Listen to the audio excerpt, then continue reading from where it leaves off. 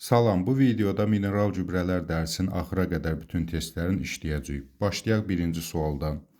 Hansı maddədən kənd təsərrüfatında azotlu gübrə kimi istifadə olunur? Təbii ki, azotlu gübrə kimi istifadə olunması üçün gərək azot olsun içərisində.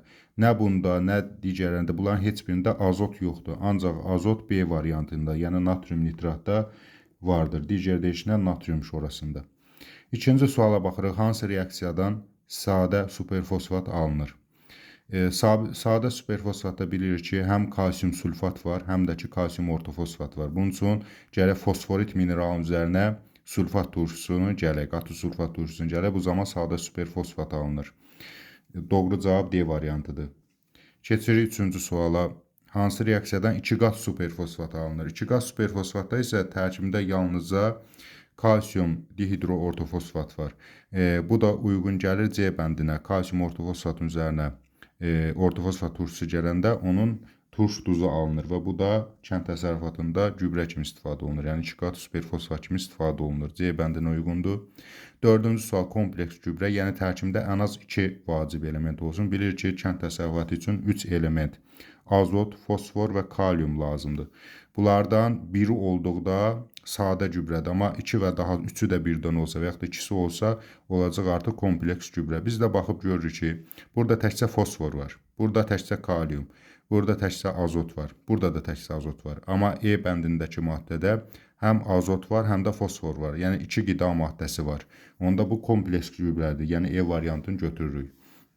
5-ci suala baxırıq. Kompleks gübrəni göstərin.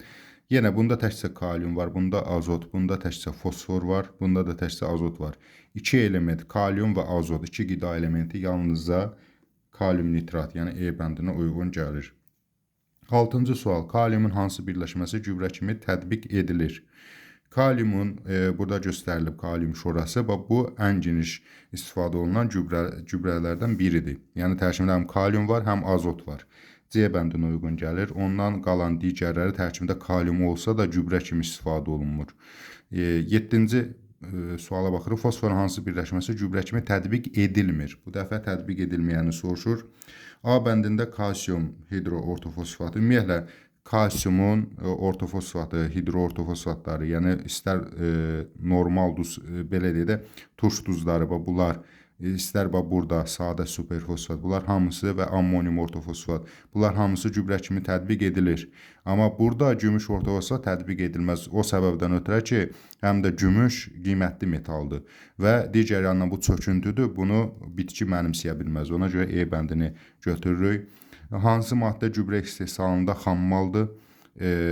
Gübrə istehsalında xammal kimi fosforit mineral və bundan istifadə olunur. Bunun üzərinə sulfat turşusu gələndə sadə superfosfat alınır və ya ortofosfat turşusu gələndə isə 2 qat ortofosfat əldə etmək mümkündür. Deməli, B bəndinə uyğun gəlir. 9-cu suala baxırıq. Hansı maddə gübrə kimi istifadə olunur? Burada elə birinci bənd ammonium şorası, yəni NH4, NO3 azot gübrəsi kimi istifadə olunur. Digərləri isə gübrə kimi istifadə olunmur. Məsələn, burada turşunun torpağa tökülməsinin heç bir əhəmiyyəti yoxdur. 10-cu sual.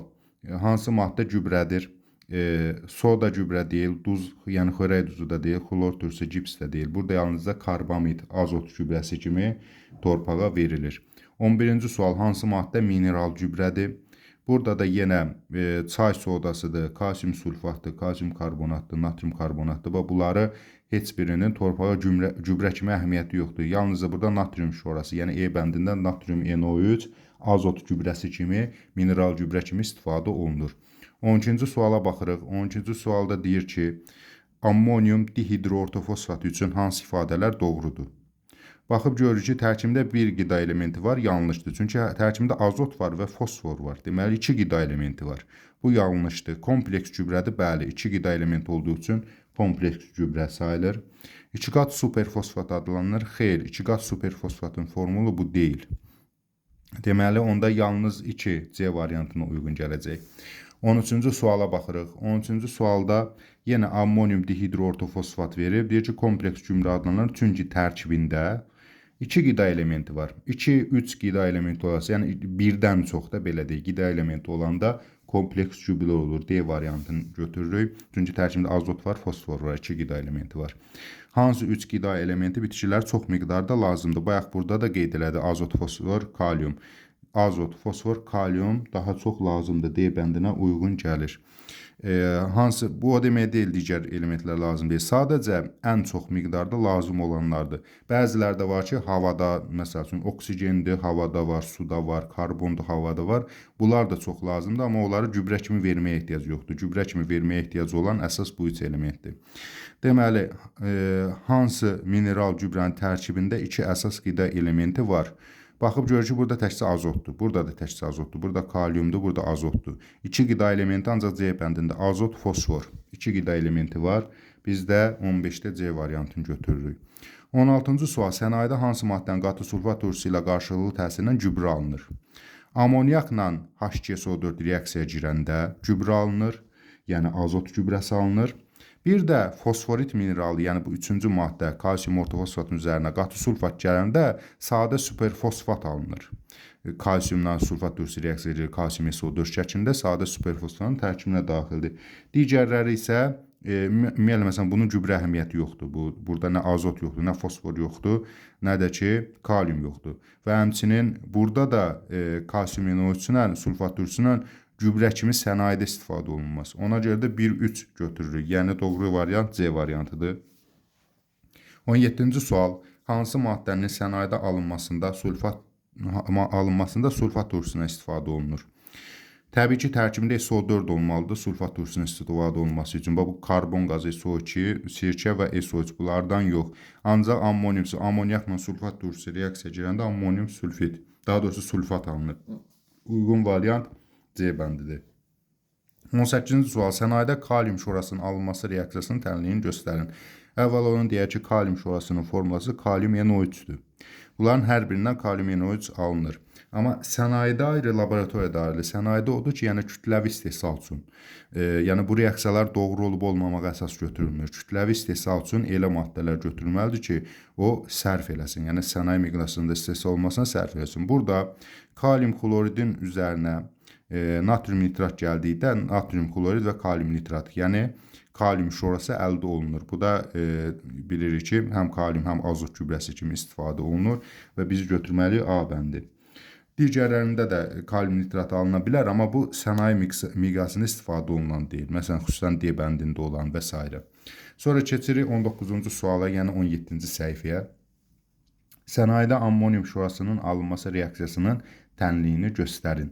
Ammonium şorası yenə NH4NO3-dür. Yenə sənayedə o deməkdir ki, yəni bunlar hamısı belə dedir, reaksiyanın mümkün olub olmamağına baxmır. Sadəcə onu götürür ki, sənayedə yəni bir maddə çox tapılırsa, onu istehsal etmək üçün sərfəlidirsə, sənaye miqyasında, yəni kütləvi istehsal üçün sərfəlidirsə, o sənayedə belə deyir, tətbiq olunur. Laboratoriyada isə lap az miqdarda lazım olan maddədən də istifadə etmək olar. Burada əsasən amoniakla nitrat turşusunun reaksiyasından ammonium nitrat, yəni ammonium şorasının alınması bax bu sənaye miqyasında tətbiq oluna bilər. Çünki bundan kütləvi istehsal olunur və sənaye miqyasında tətbiq oluna bilər. Amma burada nə bilim kalsiumdan nitrat turşusunun reaksiyası, nə bilim ammoniumdan gümüş nitratın, bu gümüş nitratı burada tətbiq edib, sonra ondan gübrə alıb sənaye miqyasında istifadə etmək sərfəli deyil deyə bunları götürmürük. Doğru cavab E variantıdır. 20-ci suala baxırıq. Hansı maddələr kompleks gübrədir? Yəni tərkibində 2 dənə qida maddəsi olsun. Baxıb görür ki, burada təkcə azot var. Bunda da təkcə azot var. Bunda da təkcə azot var. Bunda təkcə fosfor var. 2 qida elementi hansında var? D bəndində kalium, azot 2 qida elementidir. Azot, fosfor 2 qida elementidir. Deməli kompleks gübrələr hansı imiş? D bəndi imiş. 21-ci sual. Kompleks gübrəni göstərin. Kalsium dihidroortofosfat, burada təkcə fosfor var. Bunda təkcə azot var. Bunda da təkcə azot var. Bunda da təkcə azot var. B variantında isə kalium nitrat, yəni söhbət gedir kalium NO3 maddəsindən. Bunda 2 qida elementi var. Həm kalium, həm azot. Deməli kompleks gübrə B variantına uyğun gələcək. 22-ci suala baxaq. Karbamid istehsalında hansı maddələr xammal kimi götürülür? Deməli karbamid istehsalında karbon qazı və amoniak reaksiyaya girəndə karbamid əldə olunur. Burada C bəndini götürürük. Digərlərindənsə istehsalda əsas xammal kimi istifadə olunmur. 23-cü silik cövhəri elə eyni şeydir. yenə də D bəndində karbon qazı, amonyak götürürük. Yəni bu elə həmin o maddədir. CO2 NH3 ilə reaksiyaya girəndə sidik cövhəri əldə olunur. 24-cü sual. Hansı gübrələrin istehsalında qatı sulfat turşusundan istifadə olunur? Deməli, burada sadə superfosfat da istifadə olunur. Bilir ki, deməli, fosforit mineralın üzərinə sulfat turşusu gələndə sadə superfosfat alınır. Yəni kalsium 3PO4-ün üzərinə gələndə. Bir də ammonium sulfat, amonyakın üzərinə sulfat turşusu gələndə ammonium sulfat alınır. Deməli, D bəndinə uyğun gələcək. Digərlərində isə bəzilərində məsələn birində lazımdır, birində yox. Bəzilərində isə heç birində qatı sulfat turşusunun istehsal üçün lazım deyil. 25-ci suala baxırıq. 25-ci sualda tərkibində bir əsas qida elementi olan gübrələri göstərmək tələb olunur. Baxıb görür ki, bunda təkcə azot var. Deməli, bir qida elementidir. Bunda təkcə fosfor var. Bir qida elementidir. Amma bunda həm azot var, həm də fosfor var. İki qida elementi olduğu üçün bu kompleks gübrədir. Bunu götürmürük. Çünki bizdən bir qida olan soruşur. 1-2 E variantına uyğun gəlir. 26-cı suala baxırıq. X, Y amonyak ilə reaksiyasına alınan maddə. Deməli, X kompleks gübrədir, Y sadə gübrədir. İndi müəyyən eləməliyik. Baxıb görürük ki, deməli, kompleks gübrə tərkibində 2 və daha çox qida maddəsi olmalıdır. Yəni, X 2 və daha çox olmalıdır. Baxıb görürük ki, burada NH3 ilə reaksiyasına, sulfatla NH3-ün reaksiyasından kompleks gübrə yox, sadə gübrə alınır. Ammonium sulfat tərkibində təkcə azot olacaq. Deməli, A deyil. Heç B-yə keçək indi. B-də ortofosfat turşusu ilə amonyak arasında reaksiya girəndə ammonium ortofosfat, bəli, bu artıq kompleks gübrədir. Çünki tərkibində həm azot olacaq, həm fosfor olacaq. Keçək indi Y tərəfə baxaq görək, Y tərəfdə sadə gübrə olmalıdır. Karbon qazı ilə amonyakın reaksiyasından isə karbamid əldə olunacaq. Bu da təkcə azot qida elementi var tərkibində, ona görə sadə gübrədir. Deməli, B variantıdır. Digərlərinə heç baxmaya ehtiyac yoxdur. Keçirik 27-ci suala. Hansı duzdan gübrə kimi istifadə edilmir? Burada azot gübrəsi kimi, burada kalium, burada azot, burada kalium həm də azot gübrəsi kimi istifadə olunur. Təkcə gübrə kimi istifadə olunmayan D variantı, yəni xörək duzu, natrium klorid. Təbii ki, xörək duzunu torpağa tökməyin heç bir mənası yoxdur. Çünki tərkibində heç bir qida elementi yoxdur. 28-ci sual. Sənayedə natrium şorası hansı reaksiya ilə alınır? Natrium şorası burada təbii ki, natrium karbonat üzərinə nitrat turşusu gəlsək, bu zaman alınmaz. Natrium karbonatın da N2O alınmaz. Bu da ümumiyyətlə sənaye miqyasından söhbət gedir. Yəni, əsas söhbət ondan gedir ki, laboratoriyada yox, sənaye miqyasında alınıb alınmamağına söhbət gedir. Burada da sənaye miqyasında ən əsas istifadə olunur natrium karbonat üstə NO2, yəni E variantında. Bu zaman əmələ gələcək natrium NO3, yəni natrium şorası və bundan da sənaye miqyasında istehsal edib gübrə kimi istifadə olunur. Hansı reaksiyadan kompleks gübrə alınır? Deməli, fosforin mineralın üzərinə H3PO4 gələndə içində təkcə fosfor olan gübrədir. Yəni, bu kompleks gübrə deyil, tək qida elementidir. Burada da tək qida elementi fosfordur. Bunda təkcə qida elementi azotdur. Və üçüncüdə ammonium ortofosfat alınır. Tərkibində həm azot, həm də fosfor olur. Yəni, kompleks gübrədir, 2 qida elementi olduğu üçün. Keçirik 30-cu suala. Sadə və mürəkkəb gübrələri müəyyən edin. Sadə gübrədə 1 qida elementi olacaq, mürəkkəbdə isə 2 və daha çox. Baxıb görürük ki, birincidə ancaq azotdur. Üçüncüdə ancaq fosfordur. Beşincidə ancaq azotdur. Deməli, bu sadə gübrələrə aiddir. 1, 3, 5 sadə gübrələrdir. Digər yandan mürəkkəb gübrəyə baxsaq, kalium azot, azot fosfor, azot fosfor. Deməli, bunların hərəsində 2 qida elementi var. Bu da mürəkkəb olacaq. Deməli, A variantına uyğun gəlir. Heç digərlərinə baxmaya ehtiyac yoxdur. 31-ci suala baxırıq. 22,4 litr karbon qazı və 22,4 litr amonyakdan neçə qram karbamid alınır? Burada reaksiyanı yazıb da hesablamaq olar. Amma heç reaksiyanı yazmamış da. Burada nə deməkdir? Yəni 22,4 litr 1 mol deməkdir. Bu da həmçinin 1 mol deməkdir. Baxıb görürəm ki, karbamidin formulası burada verir. Karbamidin tərkibində neçə amin qrupu var? NH2-dən 2 dənə. Yəni 1 mol bunu əldə etmək üçün 2 mol azot, daha doğrusu amonyak lazımdır. 2 mol amonyakdan 1 mol CO NH2, yəni burada karbamid alınır. Çünki tərkibində görürəm də NH2-də neçə dənədir? 2 dənədir.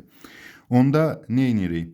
Yaxşı, bunun 1 mol, bunun 2 mol üçün, belə deyək də, 1 mol qramla soruşduğuna görə qram yazır. 1 mol neçə qramdır? 60 qram. 60 qram əldə etmək üçün 2 mol amonyak lazımdırsa, bəs 1 mol indi verib bizə 22,4 litr 1 moldur. 1 molda neçə qram alınır? X. X da bərabərdir. 1 vuraram 60-a bölərəm 2-yə 30 qram.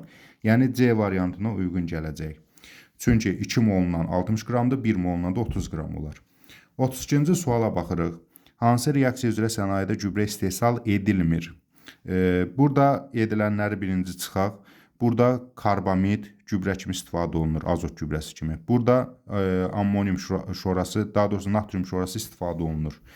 Burada kalium şorası istifadə olunur gübrə kimi. Burada ammonium şorası, bu da istifadə olunur, reaksiyada gübrə əldə olunur. Yeganə burada mis nitrat, bu mis nitrat gübrə kimi istifadə olunmaz. Ona görə də E bəndi. Həm də ümumiyyətlə sənaye üzrə, sənaye miqyasında bu sərfəli olmaz. Çünki mis belə deyək də lazımlı metaldır, onu torpağa tökməyə mənası yoxdur. E variantı burada yanlışdır. 33-cü sual. Hansı reaksiya üzrə sənayedə gübrə istehsal edilir? Bu dəfə hansından edilir onu soruşur. Birincidə bilir ki, sənaye miqyasında fosfor istehsal olunur. Bunun gübrəyə heç bir aidiyyatı yoxdur. B bəndinə baxırıq. Bəli, o fosforit mineralın üzərinə ortofosfat turşusu gələndə 2 qat superfosfat və bundan gübrə kimi istifadə olunur. Özdə sənaye miqyasında da bu reaksiya aparılır. Deməli, B variantıdır. Heç digərlərinə də baxmaya ehtiyac yoxdur. Keçək növbəti səhifəyə. 18-ci səhifədən davam edirik. 34-cü sualda deyilir, hansı reaksiya üzrə sənayedə gübrə istehsal edilir? Yenə A variantı bayaqki suala bənzərdir. A variantında fosfor istehsal olunur, gübrə yox. B variantında, bəli, natrium nitrat, yəni burada natrium şorası istehsal olunur. Bundan da gübrə kimi istifadə edilir. B bəndinə uyğun gələcək. 35-ci suala keçirik. Maddələr verilib, aqreqat hal göstərilir və tətbiq sahəsi verilib. Bizdən də X, Y, Z hansı maddələr olduğu soruşulur. Deməli, X ortofosfatı birinci buna baxaq. Ortofosfat gübrə istehsalında istifadə olunsa da maye halındadır. Deməli, keçdik B bəndinə. H2SO4, bəli, gübrə istehsalında istifadə olunur, maye haldadır. Deməli, X ola bilər. Keçək burada P2O5, bərk haldadır, qazların qurudulmasında istifadə olunur. Keçək Z, karbon, bərk haldadır, fosforun alınmasında istifadə olunur. Hansı ki, fosforun alınmasında istifadə olunur. Görürsünüz, bu reaksiyadan söhbət gedir. Deməli, doğru cavab B bəndidir. X bərkdir, daha doğrusu mayedir, gübrə istehsalında, Y bərkdir, qazların qurudulmasında, Z karbondur, fosforun alınmasında və bərk haldadır, istifadə olunur. 36-cı suala baxırıq, yenə bənzər tip sualdır. Deyir ki, daha doğrusu adi şərait aqreqat halı verilib, tətbiq sahəsi göstərilib. Bəziləri aqreqat halı uyğun gəlmir, bəzilərində tətbiq sahəsi. A bəndinə baxaq. Misal üçün, nitrat turşusu bəli, maye haldadır, X-a uyğun gələ bilər, gübrə istehsalında da istifadə olunur. Məsəl üçün, yuxarıda da bundan əvvəlki reaksiyalarda da göstərilmişdi. Xüsusən də şoraların istehsalında istifadə olunur. Y, yəni bərk haldadır, P2O5 düzdür, qazların qurudulmasında istifadə olunur, çünki higroskopikdir. Keçirik Z, bərk haldadır, yəni karbon, fosforun alınmasına istifadə olunur. Bəli, yuxarıda da reaksiyada göstərir. Görürsünüz, fosforun alınmasında karbondan istifadə olunub. Deməli, A bəndi doğru cavabdır. Digərlərini heç yoxlamaya ehtiyac yoxdur. Keçirik 37-ci suala. Ortofosfatın üzərinə amonyak gəlib. Deyir ki, reaksiya üçün doğru ifadələr müəyyən edin. Birləşmə reaksiyasıdır. Bəli, bu reaksiya birləşmədir. Çünki NH3 ilə H birləşir, hidrogenlər birləşir, olur NH4. Burada da 2 moldur. NH4, 2, HPO4 şəklində duz əldə olunur. Deməli, bu birləşmə reaksiyası doğrudur. Normal duz ola bilməz. Normal duz üçün 3 mol amonyak lazım idi. Burada 2 moldur. Deməli, turş duzdur. Bu doğru deyil. Kompleks gübrə alınır. Bəli, kompleks gübrə. Çünki tərkibində həm azot var, həm fosfor var. 2 qida elementi olduğu üçün kompleks gübrədir. 1, 3, E variantına uyğun gəlir. Keçirik 38-ci suala. Bu dəfə ortofosfatdan 1 mol amonyak reaksiya girib. Reaksiya üçün doğru ifadələr müəyyən etmək tələb olunur. Dəyişmə reaksiyasıdır. Xeyr, bu birləşmə reaksiyasıdır. Turş duz alınır. Bəli, çünki 1 mol əvəz olunur. Qalır H2, yəni olur NH4, H2PO4. Turş duzdur, dihidroduzdur, yəni. Sonra kompleks gübrədir. Bəli, çünki tərkibində həm azot, həm də fosfor var. 2 qida elementi olduğu üçün kompleks gübrədir. D variantına uyğun gəlir. Keçirik növbəti suala. 39-cu sualda deyilir, 51 qram amonyakın 1 mol ortofosfat turşusu ilə reaksiyasında hansı maddə və neçə mol alınır? Amonyakın formulu NH3-dür. NH3 də 17 qramdır kütləsi. 51 qramdırsa, deməli 3 mol NH3-dən söhbət gedir. 1 mol ortofosfatda H3PO4. Bu da o deməkdir ki, burada hidrogenlərin hamısı NH3 ilə yerinə daxil, yəni H3-lər, hidrogenlər birləşir NH4. Əmələ gəlir, belə bir formulalı maddə əmələ gəlir. NH4 mötərizənin balı 3 PO4. Yəni ammonium ortofosfat əmələ gəlir və 1 mol ammonium ortofosfat əmələ gəlir. A bəndinə uyğundur. Burada hidro ortofosfat olmaz, çünki tərcümlə bütün hidrogenlər əvəz olundu. Və yaxud da ki 3 mol olmaz, 2 mol olmaz, ortofosfat olmaz. Normal duz alınır və 1 mol alınır. Keçirik 40-cı suala. 30 kiloqram karbamid almaq üçün neçə kubmetr amonyak tələb olunur? Məhsulun çıxımı 50%-dir. Bayaqki sualda yadınızdadırsa, yenə bu tip sual idi. Demişdim ki, reaksiyanı yazmaqda olar. Amma reaksiyanı yazmadan da birbaşa bilirik ki, amonyakın formulu nədir? NH3. Burada da karbamidin formulasına baxıb görürük ki, 2 dənə NH2 qrupbası var. Yəni bunun 1 mol üçün 2 mol amonyak lazımdır. Gərək 2 mol amonyak ola ki, karbon qazı ilə reaksiyaya girsin və 1 molun əmələ gətirsin. Çünki NH2 2 şəklindədir. 2 azot bundadır, 2 azot bunda. İndi isə reaksiyanı uyğun şəkildə quraq. Biz bilirik ki, bu 60 qramdır. Deməli, neçə kubmetr? Normalda 2 mol azotdan 60 qram alınır. 2 mol azotdan nə deməkdir? 2-ni vuraq 22,4-də 44,8 litr deməkdir. 44,8 litr. 44,8 litr azotdan 60 qram alınır. Hardan tapdıq? Bu 2 mol olduğuna görə 22,4-də vurduq və ondan 60 qram alınır. İndi bizə deyir ki, 30 kiloqram, burada qramdır. 30 kiloqramı üçün neçə kubmetr? Neçə kubmetr? X kubmetr, onu bilmirəm. Neçə kubmetr amonyak lazımdır? Və məhsulun çıxımı 50%-dir deyir. 50% dediyi üçün bunu sonra bu hissəsini eləyər. Əvvəlcə 100% olduğunu nəzərə alar. 2 üsulla da eləmək olar. 50%-i qabaqcadan da nəzərə almaq olar. Sonra da, axırda da nəzərə almaq olar. Buna bənzər suallar çox olduğu üçün birində də digər üsuldan istifadə edərik. İndi belə baxaq. Kubmetrlə kiloqram, yəni litrdən 1000 dəfə böyük deməkdir də. Çünki 1 kubmetr 1000 litrdir. 1 kiloqramda 1000 qramdır.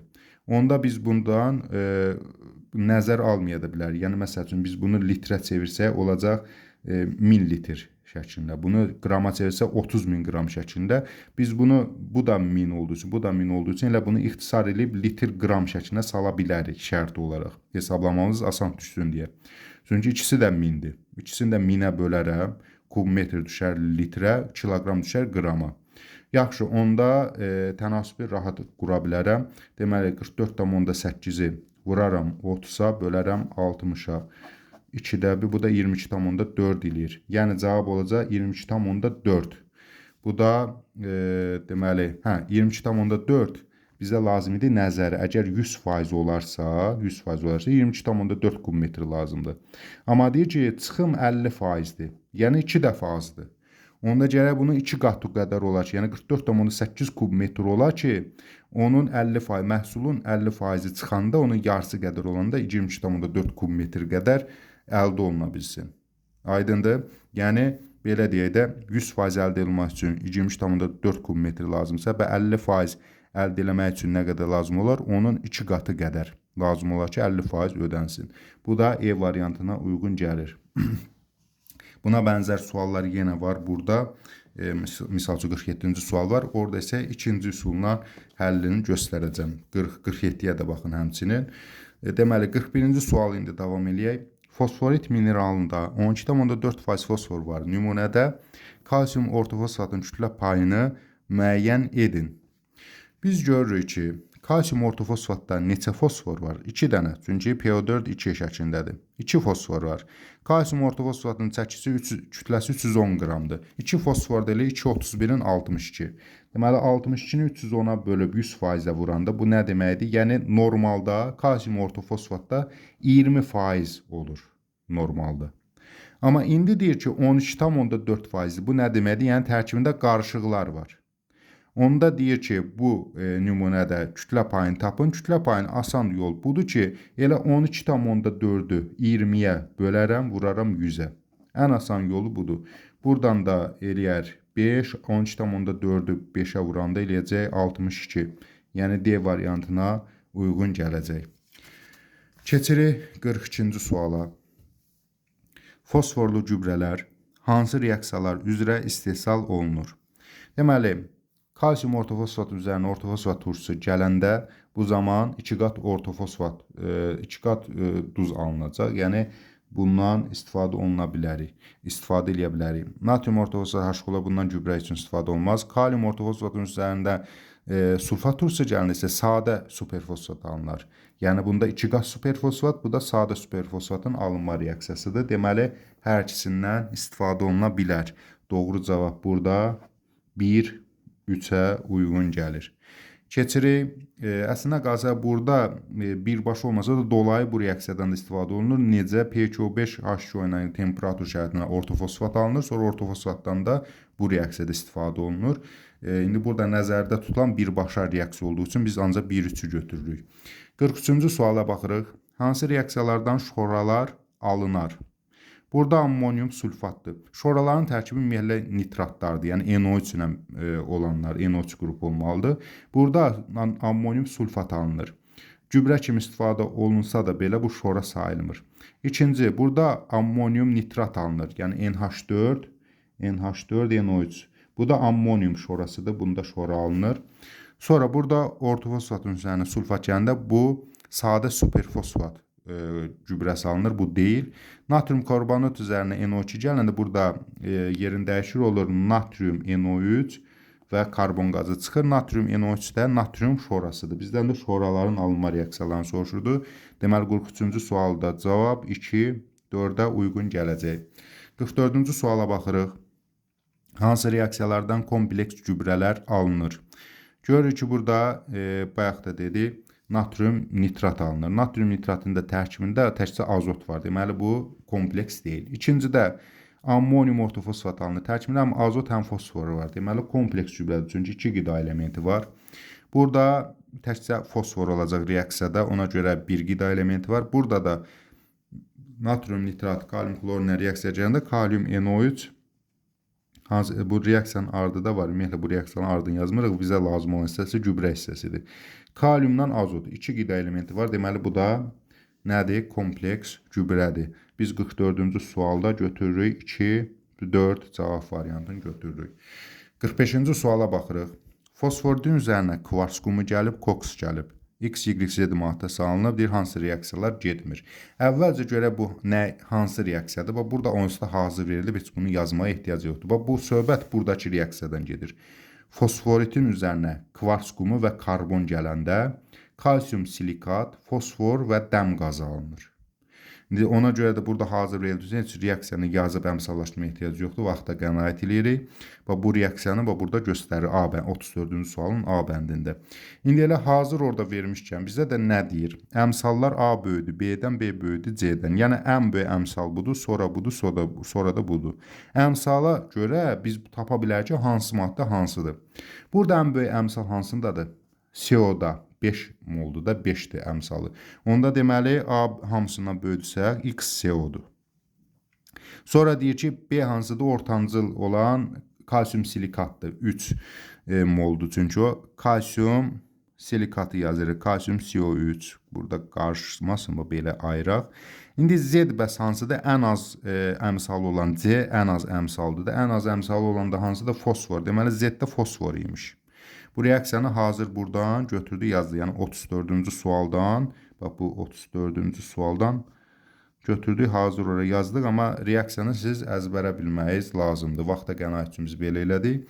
Deməli, deyir ki, indi hansı reaksiyalar getməz? X hansıydı?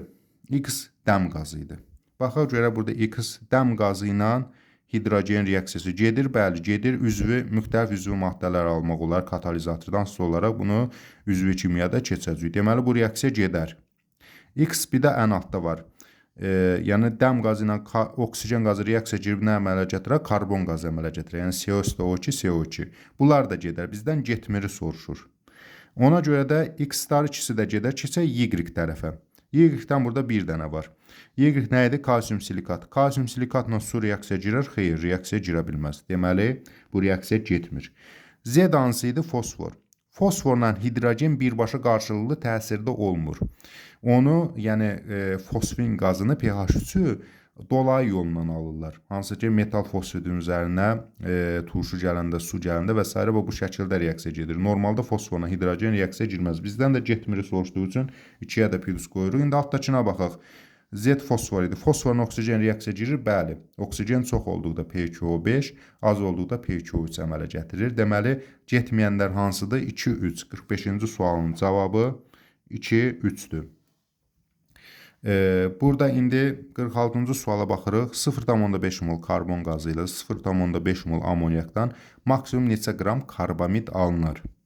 Elə yenə də reaksiyanı yazmağa ehtiyac yoxdur. Tərkibindən baxıb görürük ki, məsələn, burada karbamidin 1 molunda 1 mol karbon var. Yəni, bu karbon bundan gəlir də. Buradakı azot da amonyakdan gəlir. 2 dənə də amin qrupu var. NH2-dən 2 dənə var. Yəni 2 dənə azot qrupası var. Deməli 1 mol karbon, 2 mol amonyakla 1 mol bu maddəni əldə eləmiş olacağıq. Yəni heç reaksiyanı yazmadan da sadəcə formula baxıb bunu biz belə deyə də tapa bilirik. Onda heç uzun-uzadı reaksiyanı yazmırıq. Deməli bizə ən çox hansından lazım? İkisindən də eyni qədər götürsə də bizdə amonyakdan çox lazım idi. Yaxşı, indi biz burada tənasüb qursaq 46-cı sual üçün. Normalda bunun 60 qramı üçün, yəni 60 qram əldə eləmək üçün neçə mol lazım idi amonyakdan? 2 mol. Bəs indi bizə deyir ki, bundan yarım mol var. 0,5 mol olanda bəs neçə qram karbamid alınır? X. X da bərabərdir. Görünür burada, hə. 0,5-i 60-a vururuq 30, bölürük 2-yə 15. Deməli, 46-cı sualın cavabı eləyəcək 15 qram karbamid alınır. Reaksiyanı da yazıb, üzərində qoyub tənasüb qırsaz, yenə də eyni nəticəni verəcək. Yadınızdadırsa, 47-ci suala bənzər sual, burada 40-cı sual da var idi. 40-cı sualı qısa üsulla işləmişdik. Demişdim ki, bir də daha təfərrüatlı üsulu var. Onu da 47-də izah edəcəm. Yəni, ikisi də eyni tip sual olduğundan sadəcə burada 15 kiloqram, orada 30 kiloqramdır. Bənzər suallardır. İndi bunu qısa üsulla yox, biraz daha uzun üsulla izah edəcəm, amma daha təfərrüatlı, belə deyə də anlaşıqlı olacaq. Deməli, deyir ki, 15 kiloqram karbamid almaq üçün neçə kubmetr karbon qazı lazımdır? Məhsulun çıxımı 50%-dir. Bayaq reaksiyanı yazmamışdıq. İndi isə reaksiyanı yazaraq sizə göstərim. Karbon qazı ilə amonyak qazı reaksiya girir və əmələ gəlir karbon, daha doğrusu karbamid və su. Reaksiya bu şəkildə gedir. İndi uyğun qiymətləri üzərində yazaq. Bizdə karbamidi kütlə ilə verdiyi üçün karbamidin kütləsi neçədir? Burada 60 qramdır. 60 qram karbamid üçün neçə mol karbon qazı lazımdır? 1 mol. Burada karbon qazı həcmlə verdiyi üçün 1 mol karbon qazı neçə litr eləyir? 22,4 litr eləyir. Amma biz görürük ki, burada kiloqramdan kubmetrlə verilib. Bu da kubmetr litrdən 1000 dəfə böyüdür. Kiloqram da qramdan 1000 dəfə böyüdür. Yəni, bunların hər birini 1000-ə vursaq, məsələn, olacaq 22.400 litr, 62.000 qram. Biz də onu çevirib eləyə bilərik. 60 kiloqram, 22,4 kubmetr. Yəni, 1000-ə vuranda belə eləyir. Təbii ki, 22,4 litrdən 60 qram alırsa, 22,4 kubmetrdən 60 kiloqram alacağıq. Deməli, bunu belə bu şəkildə qururuq. Daha sonra isə deyir ki, məhsulun çıxımı 50%-dir. Praktik çıxım, yəni 50%-dir. Burada göstərilən 100% üçün nəzərdə tutulub. Yəni, nəzəri çıxımdır. Praktik çıxım 50% isə, onda 60 kiloqramın 50%-ni tapacaq. 60 kiloqram 50%-i neçə eləyir? Yəni, yarısı deməkdir də 30 kiloqram. Bunu silək, 30 kiloqram. Deməli, praktik çıxımı da nəzərə alsaq 30 kiloqram eləyir. 22,4 kubmetrdən 30 kiloqram alınarsa, bəs indi burada deyir 15 kiloqram almaq üçün neçə kubmetr lazımdır? X qədər lazımdır. X da bərabərdir. 22,4-ü vuraram 15-ə, bölərəm 30-a. 30 ilə 15 2-də 1 gedir. Bu da ixtisar gedəndə eləyir 11,2 kubmetr.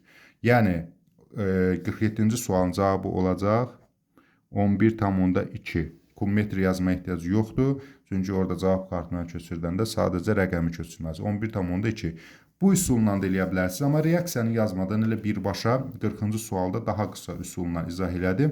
Praktik çıxımı onda axıra saxlayırıq. Da 50%-in yox, tərsini tapırıq. Yəni %50-sini yox, 50-də 100-ə vururuq. Onu da 40-cı sualda təkrar izah eləməyəcəm. Hansı asan gəlsə ondan eləyə bilərsiniz. İstəsəz 40-cı sualda elədiyimiz üsulla, istəsəz 47-ci sualda elədiyimiz üsulla istifadə edərək doğru cavabı tapa bilərsiniz. Keçək 48-ci suala.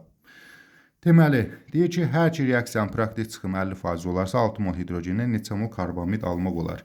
Yenə qısaca deyək ki, nəzəri çıxım 100% olur. Praktik çıxım odur ki, yəni müəyyən qədər itkiyə gedir. Məsələn, burada 50% o deməkdir ki, nəzəri gözlənilənin yarısı qədər çıxacaq. Məsələn, nəzəriyyədə sən 100 qram gözləyirsinizsə, onun 50 qramı qədər çıxacaq. Və yaxud da 5 mol gözləyirsinizsə, 2,5 mol çıxacaq. Praktik çıxım bu deməkdir. İndi biz nəzər dərsləri olmadığına görə, bu test dərsləri olduğuna görə qısa-qısa üstündən keçirik. Nəzəriyyəni öyrənmək üçün nəzəri videolarımız var, onlara baxa bilərsiniz. Nəysə, 48-ci suala baxıb görürük ki, azotla hidrogen reaksiya girir, 2 mol amoniak alınır. Amoniak da reaksiya girir və ondan 1 mol deməli karbamid alınır. İndi deyir ki, praktik çıxım 50% 6 mol hidrogenə. Yəni bax burada 6 mol olarsa hidrogen. Baxaq görək, normalda 3 moldan 2 mol alınırdısa, deməli 6 moldan da 4 mol alınmalı idi. Düzdür? 3-dən 2 alsa 6-dan da x, belə də tənasüb də qura bilərik. Amma tənasübsüz də elə rahat bilir də, bunun 2 qatıdır, bunun da 2 qatı qədər. 6 moldan 4 mol alınmalı idi normalda. Amma deyir axı, praktik çıxım 50%-dir. Deməli 4 yox, onun yarısı qədər 2 mol alınacaq. Sonra 2 moldan, elə bu da 2 moldan olsa, 2 moldan normalda 1 mol alınmalı idi. 1 mol karbamid alınmalıdır. Yəni burada 1 mol olmalıdır. Amma deyir axı 50%-dir. Deməli 1 yox, onun yarısı qədər. Yəni 0,5 mol karbamid alınacaq. Bizdən də soruşur, neçə mol karbamid almaq olar? Deməli 48-ci sualın cavabı 0,5 mol yazarıq. 49-cu suala keçək, yenə bənzər sualdır. Deyir ki, hər iki reaksiyada yenə praktik çıxım 50%-dir. Yəni nəzəri gözlədiyimizin yarısı qədərdir. Deyir 4 mol azotdan neçə mol karbamid almaq olar? 4 mol azotdan normalda 1 mol, görür də burada əmsal yoxdur. 1 mol azotdan 2 mol amoniak alınır.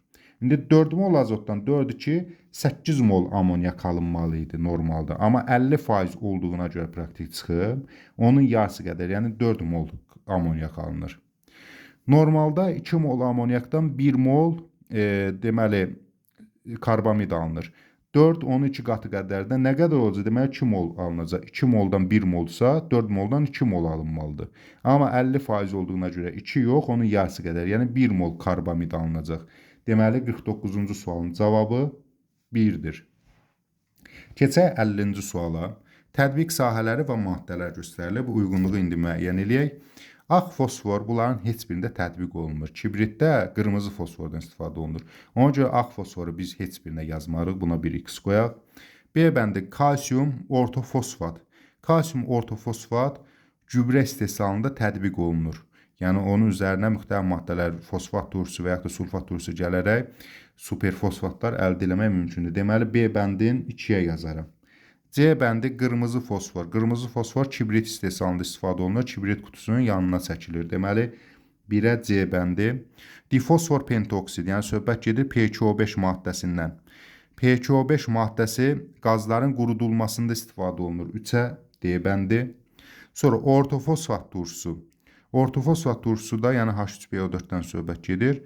Bu da gübrə istehsalında elə, yenə təkrar gübrə istehsalında, məsəl üçün elə, məsələn, kalsium ortofosfatın üzərinə gələndə kalsium dihidroortofosfat, yəni 2 qaz superfosfat, daha doğrusu gübrəsini almaq mümkündür. Deməli, E-ni də gübrə istehsalına yaza bilərik. Beləliklə, 50-ci sualın cavabı olacaq 1-ə C, 2-yə B, E, 3-ə də D olacaqdır. Mövzunu bütöv şəkildə işlədik. Gələn dəfə ətraflı yazılı cavabı işləyəcək. Sağ olun, növbəti dərslərdə görüşənədək.